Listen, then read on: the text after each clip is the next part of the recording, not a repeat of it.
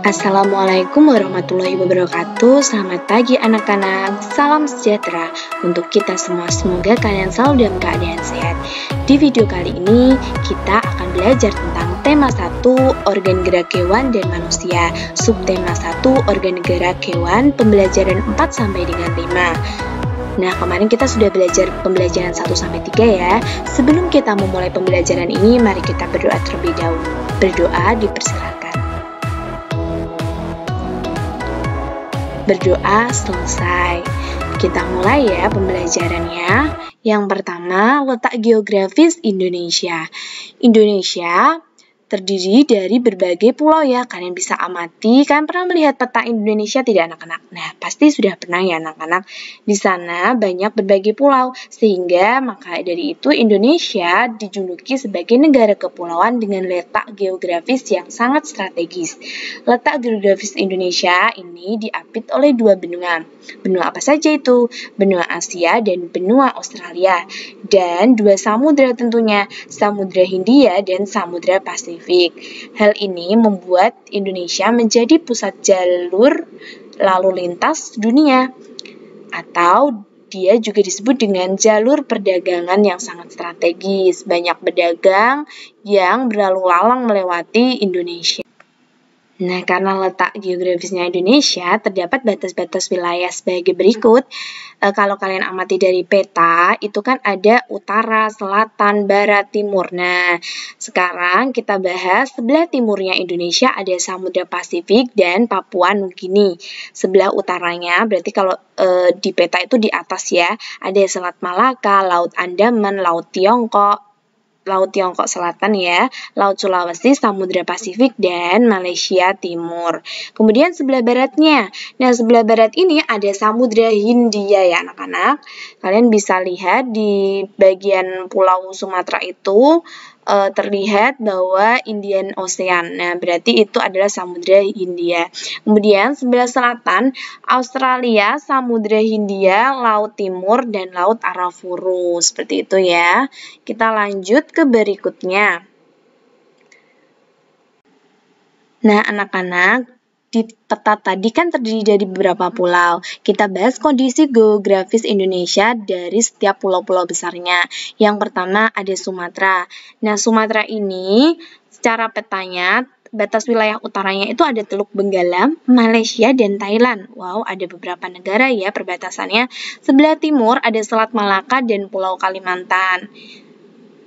Kalian lihat di sebelah timur pasti ada sebelahnya itu ada Kalimantan ya anak-anak. Sebelah barat Samudra Hindia tadi ya, Indian Ocean itu sebelah barat.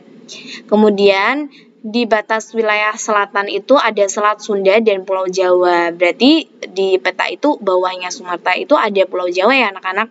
Luas wilayah Sumatera berkisar 473.481 km persegi. Cukup luas ya anak-anak.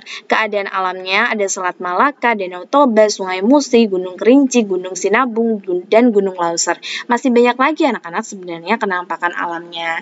Nah, kita lanjut ke yang Pulau Jawa. Nah, Pulau Jawa di sini ini tempat yang kita tinggali ya anak-anak. Kita lihat, coba amati di batas wilayah utara ada Pulau Kalimantan dan Laut Jawa. Batas timur ada Selat Bali dan Pulau Bali. Baratnya ada Selat Sunda, selatannya masih sama dengan Sumatera ada Samudra Hindia. Utaranya kita itu ada Pulau Kalimantan ya, kalau di peta itu terletak di atasnya kita. Kemudian luas wilayah Jawa itu 128.297 km persegi. Keadaan alamnya ada Sungai Bengawan Solo, Danau Rano, Kumbolo, dan Gunung Semeru. Nah, perlu kalian ketahui bahwa Pulau Jawa ini memiliki luas yang tidak terlalu besar, tetapi memiliki padat penduduk. Seperti itu ya anak-anak. Kita lanjut ke berikutnya, ada Pulau Kalimantan. Nah, dilihat dari petanya saja sudah kelihatan bahwa Pulau Kalimantan ini pulau yang sangat luas ya anak-anak. Batas wilayahnya kita cek. Sebelah utara ada Malaysia, Brunei, dan Laut Tiongkok Selatan. Wah, ada beberapa negara ya yang berbatasan dengan Kalimantan. Kemudian timur Timur ini, sebelah timurnya Kalimantan itu ada Selat Makassar dan Pulau Sulawesi. Baratnya ada Laut Natuna dan Pulau Sumatera. Selatannya ada Laut Jawa dan Pulau Jawa. Berarti kan bawahnya Kalimantan ya anak-anak. Luas wilayah Kalimantan itu berkisar 743.330 km persegi. Wow, cukup luas ya anak-anak, dan paling luas menurut Ibu dari berbagai pulau yang ada di Indonesia. Ya memang secara tercatat Kalimantanlah yang merupakan pulau terluas ya anak-anak. Keadaan alamnya itu ada sungai Kapuas, Danau Bangkau, Gunung Raya, dan Gunung Kinabalu. Selanjutnya kita ke Sulawesi. Nah, wilayah Sulawesi ini kita amati sebelah utaranya itu ada Laut Sulawesi dan Filipina. Kemudian di timur ada Laut Maluku dan Kepulauan Maluku. Baratnya ada Selat Makassar dan Pulau Kalimantan. Dan selatannya itu Laut Flores dan NTT. Luas wilayah Sulawesi sekitar 180.681 km persegi. Keadaan alamnya ada Sungai Poso, Danau Tempe, Gunung Kelabat, dan Gunung Lokon. Kita lanjut ke Bali dan Nusa Tenggara. Ada batas wilayahnya utara, Laut Bali, Laut Flores, dan Pulau Sulawesi. Timurnya itu ada Timur-Timur. Tahu tidak anak-anak bahwa Timur-Timur ini dulunya satu kesatuan loh dengan Indonesia, tapi karena Timur-Timur ini merasa dia mampu mendirikan negara sendiri, sehingga ia berpisah dengan Indonesia dan mendirikan negara sendiri. Kita lanjut barat. Di sebelah baratnya ini ada Pulau Jawa dan Selat Bali. Selatannya masih sama, ada Samudra Hindia. Luas wilayahnya 5.636 km persegi untuk Bali dan 47.932 km persegi untuk Nusa Tenggara. Keadaan alamnya itu ada Sungai Petanu, Danau Batur, dan Gunung Rinjani. Kita lanjut ke Papua. Papua, batas wilayah utaranya ada Samudra Pasifik, timurnya ada negara Papua Nugini, baratnya ada Kepulauan Maluku, dan selatannya ada Laut Arafura dan Australia. Luas wilayah Papua ini cukup luas, 312.224 km persegi. Keadaan alamnya Sungai Memberamo, Danau Sentani, dan Gunung Jayawijaya. Seperti ya, kita lanjut ke berikutnya, PPKN. PPKN, pernahkah kalian anak-anak melakukan kerja bakti di sekitar lingkungan rumah kalian? Ya, gambar ini menggambarkan ketika kalian juga melakukan kerja bakti atau gotong royong. Gotong royong merupakan sikap tolong-menolong dan kerjasama antar warga negara dalam berbagai aktivitas dalam masyarakat. Anak-anak masih ingat bukan? Pembelajaran kemarin gotong royong termasuk sila ke-5. Kemarin banyak yang salah ya anak-anak. Sebenarnya kalau disangkut pautkan dengan sila ketiga memanglah ada kaitannya dengan sila ketiga. Tapi gotong royong ini lebih kepada sila ke-5 ya anak-anak, diingat-ingat. Kemudian gotong royong merupakan sikap tolong-menolong dan kerjasama antar warga negara dalam berbagai aktivitas. Apa saja manfaat yang kita dapatkan dari gotong royong? Manfaat yang kita dapatkan dari gotong royong, yang pertama ada persatuan antar warga semakin kuat. Gotong royong meningkatkan rasa kerjasama dan tolong-menolong. Yang ketiga, menumbuhkan semangat rela berkorban demi kepentingan bersama di dalam diri masing-masing warga masyarakat. Yang keempat, ridha dari sikap acuh dan individualisme dalam masyarakat. Nah, anak-anak, kita lanjut ke IPA, organ gerak hewan vertebrata dan avertebrata. Berdasarkan organ gerak, ada atau tidaknya tulang belakang di dalam tubuhnya, hewan dibedakan menjadi dua, yaitu hewan vertebrata dan hewan invertebrata atau avertebrata ya anak-anak. Kita bisa pakai avertebrata. Nah, kalau yang vertebrata ini memiliki tulang belakang. Contohnya kelinci, kucing, paus, ular, dan katak. Sedangkan hewan avertebrata yaitu hewan yang tidak memiliki tulang belakang atau yang lunak ya anak-anak, rata-rata itu seperti siput, semut, cacing, dan kupu-kupu. Nah, mereka ini tidak memiliki tulang ya, tulang belakang gitu tidak punya ya. Jadi kalau itu ada tulangnya, kalau Avertebrata. A itu tanpa tulang, avertebrata. Itu ya cara mengingat-ingatnya. Kemudian kita lanjut berikutnya. Nah, ada pula perbedaan dari vertebrata dan avertebrata ini ya anak-anak. Vertebrata memiliki tulang belakang, sedangkan avertebrata tidak memiliki tulang belakang. Kemudian, secara tubuhnya, anatominya, memiliki bagian tubuh yang umum, ada kepala, leher, badan. Apabila vertebrata itu cenderung memiliki anatomi tubuh yang masih sederhana. Nah, kita lanjut ke yang memiliki alat pencernaan. Alat pencernaan memanjang mulai dari mulut sampai alat pembuangan untuk vertebrata. Sedangkan avertebrata memiliki alat pencernaan yang masih sederhana. Untuk alat pernafasan sebenarnya ada. Kalau rata-rata vertebrata itu memiliki paru-paru atau insang sebagai alat pernafasannya, sedangkan kalau avertebrata memiliki alat pernafasan yang lebih sederhana juga.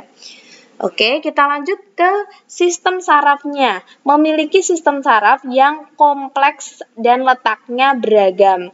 Kalau sistem sarafnya avertebrata itu susunannya lebih sederhana dan terletak di ventral atau perut, tepatnya di bawah saluran pencernaan.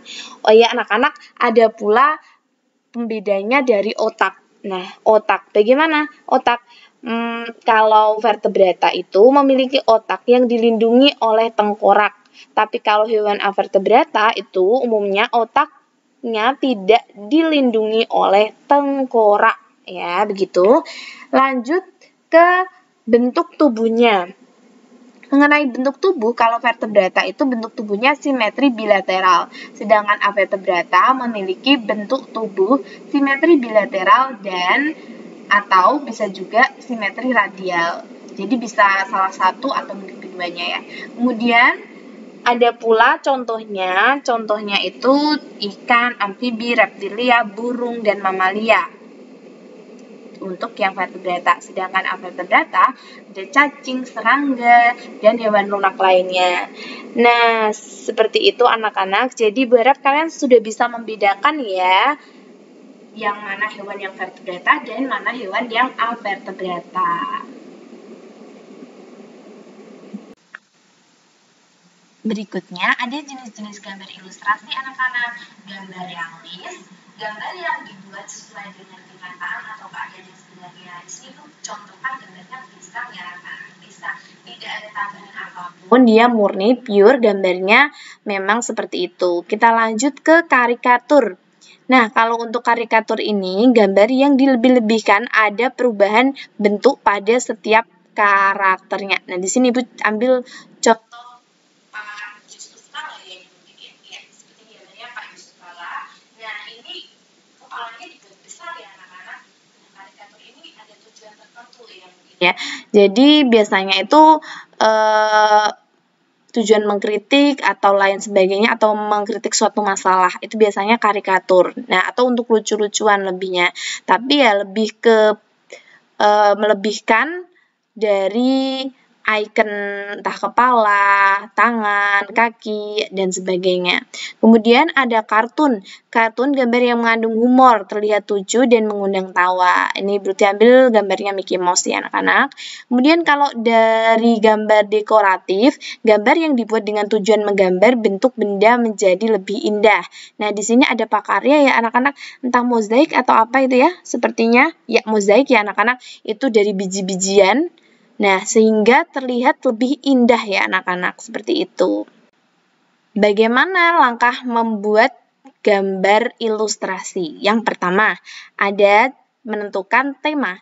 Tema ilustrasi harus sesuai dengan teks atau bacaan yang akan diilustrasikan. Yang kedua, membuat gambarnya. Kalian bisa berkreasi dulu menggunakan sketsa atau rancangan gambar ya. Kalian bisa pakai pulpen atau pensil terlebih dahulu, baru kalian menggunakan pewarna, entah spidol, entah krayon, dan lain sebagainya. Baru kalian mewarnai ya, tadi ya lanjutannya mewarnai menggunakan pensil, warna, cat, air, spidol, atau krayon. Kalian kreasikan dengan tangan kalian sendiri. Seperti itu ya anak-anak. Sekian dari Ibu. Apabila kalian kurang paham, bisa kalian ulang lagi video ini.